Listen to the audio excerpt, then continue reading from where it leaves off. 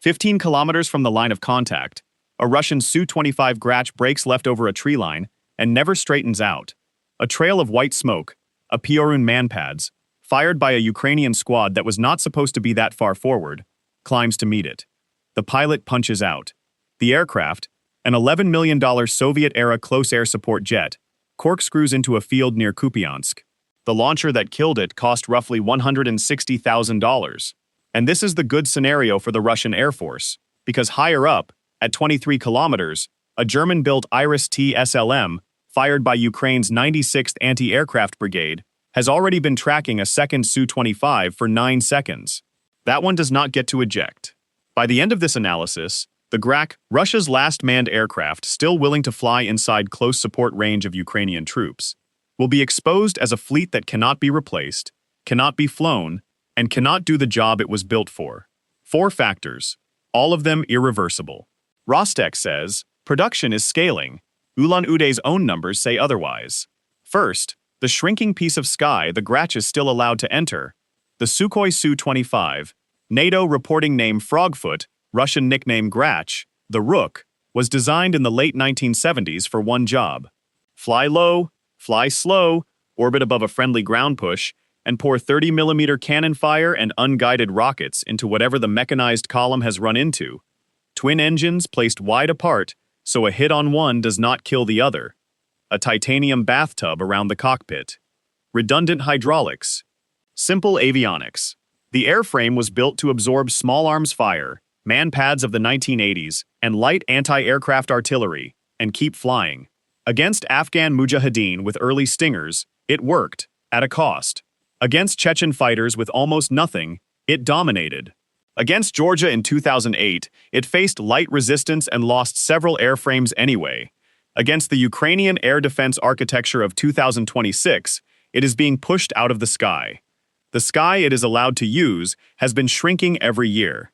In 2022, per open-source reconstructions from Militarnyi and Defense Express, a Russian Su-25 pilot could reasonably lob unguided S-8 or S-13 rockets from a standoff of roughly 6 kilometers behind the line of contact, pop up, dump ordnance in a shallow arc, and duck back down to low altitude before Ukrainian short-range air defense could get a lock. By 2024, that standoff had crept out to about 10 kilometers, pushed there by an expanding network of Stinger and Piorun teams, operating well forward of the main line. In mid-2026, according to a tally cited by Defense Express and cross-referenced by CSIS, the minimum survivable release range for a Su-25 flying an unguided ground attack profile against Ukrainian positions is approximately 14 kilometers. That number is a death sentence for the mission. The S-13 unguided rocket has a nominal maximum range around 6 kilometers, the S-8 slightly less. The cannon range is under 2. At 14 kilometers, the Su-25 is not attacking anything. It is throwing rockets in the general direction of a tree line and hoping. It cannot hit a moving vehicle. It cannot suppress an infantry position. It cannot support an assault. It can only be seen doing something, then go home. Even the Russian-installed occupation officials in Zaporizhia have quietly stopped mentioning Grach sorties in their telegram bulletins. Peskov, asked in late June about Russian close air support losses, called them part of the operational reality. An operational reality in which your ground attack jet cannot get close enough to the ground to attack is the definition of a platform retired by the enemy, not by the Ministry of Defense. The reason the envelope collapsed is a story of layered systems, and it is worth walking through, because this is what sensor-driven, layered air defense actually looks like on the ground. At the outer ring, roughly 15 to 40 kilometers behind Ukrainian front lines, sit the IRIS-T SLM batteries donated by Germany. Per Defense Express and Der Spiegel, Ukraine now fields something on the order of 25 operational IRIS-T SLM launchers distributed across at least 6 anti-aircraft brigades, including the 96th, the 108th, and units of the 208th. The IRIS-T SLM is not a strategic system like Patriot. It is a medium-range, active radar homing interceptor with a published engagement envelope out to about 40 kilometers and an intercept altitude ceiling near 20. Each round costs roughly 400,000 euros. Each Su-25 it removes is worth, per CSIS, most recent unit cost estimate, between $10 and $12 million. The asymmetry runs through every layer. Inside the IRIS-T ring, at 5 to 20 kilometers, sit refurbished Buck M1s, Norwegian Nasams batteries, and the growing Frankensam inventory, Soviet-era launchers rewired by Ukrainian engineers to fire Western AIM-7 and AIM-9 missiles. Reuters and the Kyiv Independent have both reported on the Frankensam program. ISW has noted its expanding order of battle. Below that, at 0 to 6 kilometers, is the layer that finished the Grach man-portable air defense. Stinger from the United States. Piorun from Poland. Older Igla systems still in service. Per a Militarnyi compilation, at least 140 forward MANPADS teams operate in rotating positions along the line of contact on any given day. A Piorun round costs, depending on lot, in the neighborhood of $160,000. The Su-25 it just brought down is worth roughly 70 times that, before you count the pilot, the training, and the airframe hours. Keep those MANPADS teams in mind. They matter more than any single system, and we will come back to them. The second factor is the one Rostec cannot spin: the airframe math. There is one facility in Russia responsible for producing and refurbishing the Su-25, the Ulan-Ude Aviation Plant in Buryatia, a subsidiary of Russian helicopters, itself part of Rostec. Ulan-Ude does not build Su-25s from scratch anymore. Serial new production ended in the 1990s. What Ulan-Ude does is take Su-25s pulled from storage, mostly Su-25 and Su-25BM airframes sitting on hardstands since the Soviet collapse, and rebuild them to the Su-25 SM-3 modernization standard, with updated avionics, GLONASS integration, and a new targeting system. The Kremlin's public line, delivered by Denis Manturov in a March 2026 industry address and repeated by Rostec's press service, is that Su-25 modernization is proceeding on schedule and scaling to meet operational demand. Ulan-Ude's own numbers say otherwise. Per an analysis by the Moscow Times and a CSIS defense industrial briefing published in April 2026, Ulan-Ude delivered 6 modernized Su-25 SM-3 airframes across the entirety of 2025 and the first half of 2026 combined. 6. In 18 months. Meanwhile, combat losses run at a rate of 3 to 5 airframes per month, cross-verified between Oryx's visual confirmations and ISW's cumulative attrition tracking. Take the conservative end. 3 airframes a month over 18 months is 54 Su-25s destroyed, against 6 delivered.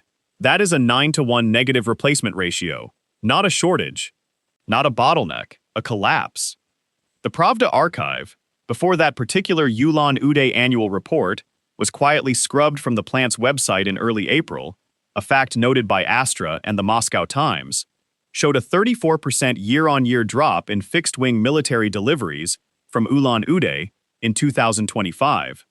The plant's public explanation, per a leaked internal memo cited by Astra, was supplier component delays. The real reason, per multiple defense industry analysts speaking to Reuters, is that the Su-25 depends on a supply chain of Soviet-era subcomponents, specific Klimov engine variants, specific electro-optical sights, specific ejection seat pyrotechnics, that no one has produced in serial numbers for 30 years. The stockpile of usable donor airframes in Russian long-term storage, per open-source imagery of the storage yards at Domna and Chernigovka geolocated by Tochnyi in 2025, has visibly thinned. There are Su-25 shells left. There are not viable Su-25 shells left, in the quantities Rostec's briefing implies. You cannot claim modernization is on schedule and then deliver 6 aircraft in 18 months against 50-plus losses. The official line and the factory floor are telling 2 different stories, and the factory floor is winning. Before we get to the pilot problem, the factor no one talks about, and the one that quietly ends the Su-25 program regardless of how many airframes Rostec can eventually produce, a reminder that you are watching FuryMilitary. We break down this war system by system, sensor by sensor, every week.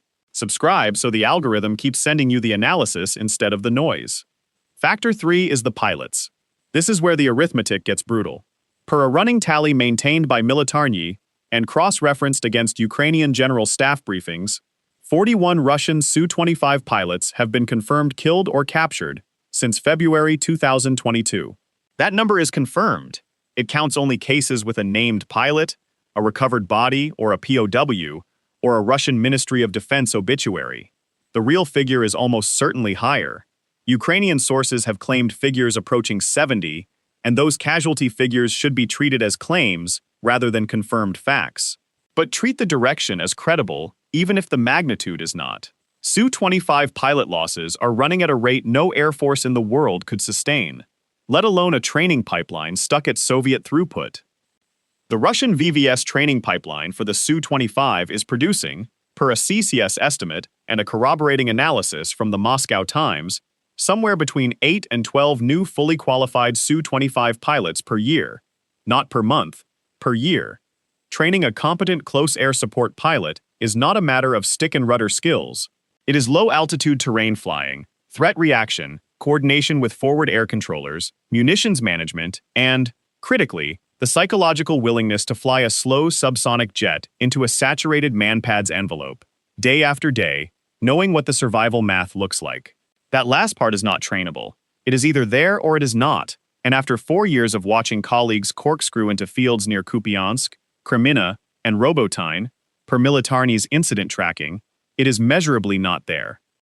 Put yourself in the shoes of a Su-25 pilot at Primorsko-Akhtarsk airfield, briefed for a close air support sortie over the Zaporizhia axis in July 2026. You know the envelope is 14 kilometers. You know an S-8 rocket cannot hit anything meaningful from 14 kilometers. You know the last 3 pilots in your squadron who tried to close the range are dead, and you know that if you refuse, you go to a military prosecutor. That is not a training problem. That is a morale problem the Russian Air Force cannot fix by opening more slots at the Krasnodar Flight Academy. It is why, per multiple Astra reports citing intercepted communications, Su-25 sortie rates over the Zaporizhia and Kharkiv axes have dropped noticeably since mid-2025. The fourth and final factor is the one that closes the loop on the whole platform. The mission has been eaten. Everything the Su-25 was designed to do is now being done by something cheaper, more accurate, and unmanned. Close air support against a hardened position. That is the Lancet III loitering munition, launched from 20 or 30 kilometers behind the line, no pilot at risk, with a real-time video feed and a shaped charge warhead. Interdiction of a soft-skinned column. That is the Jeren 2, a licensed Iranian Shahed derivative built in Alabuga, with a range measured in hundreds of kilometers and a unit cost around $30,000.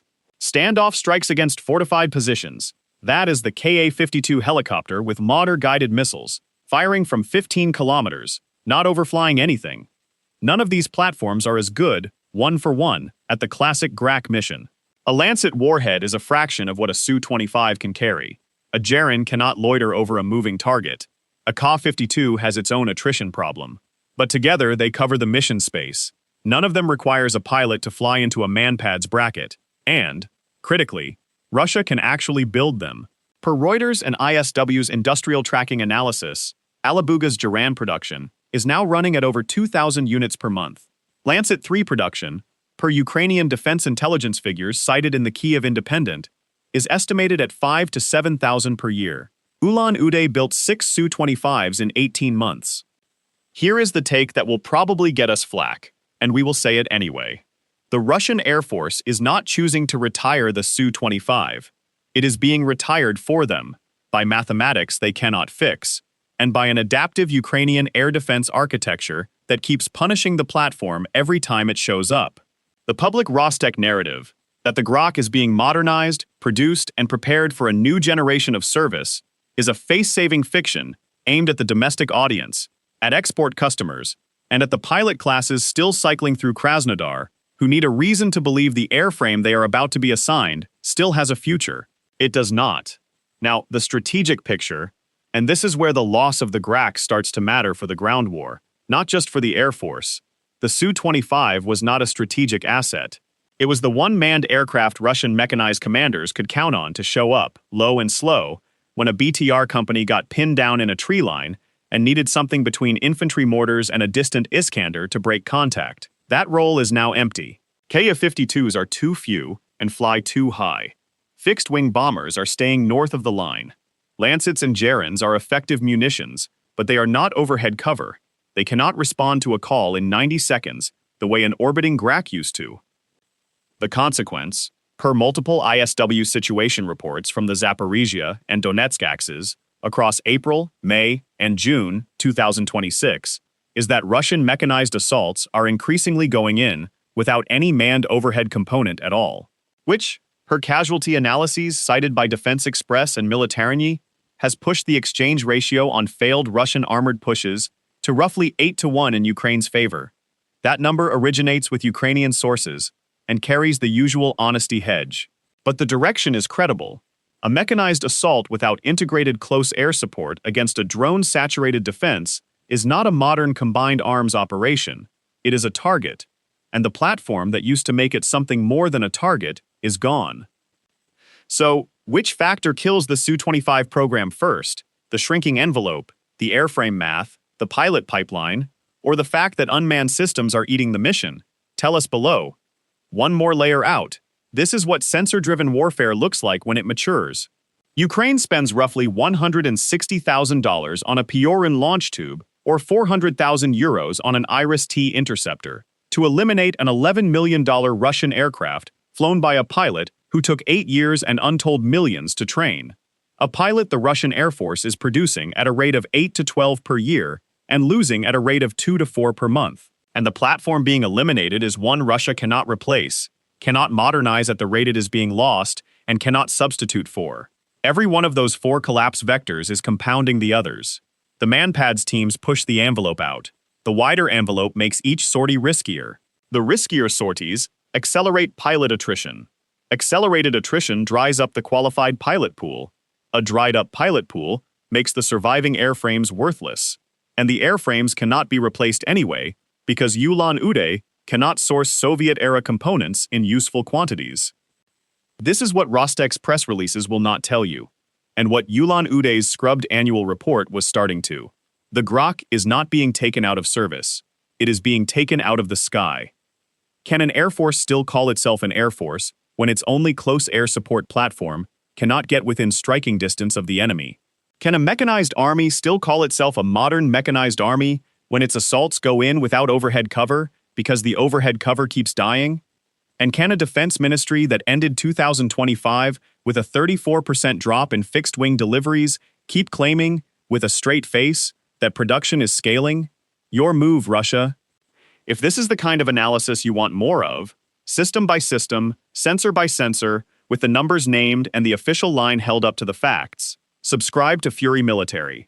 Every week, we walk through a new corner of the war the way it actually looks in open source. The platforms, the costs, the kill chains, and the narratives cracking around them. The point of this analysis is not to celebrate the destruction of Russian pilots or Russian aircraft. It is to make the mechanics of modern war visible, because the clearer the world sees what sensor-driven layered defense does to 20th century assumptions, the clearer the value of deterrence, stability, and a just peace becomes.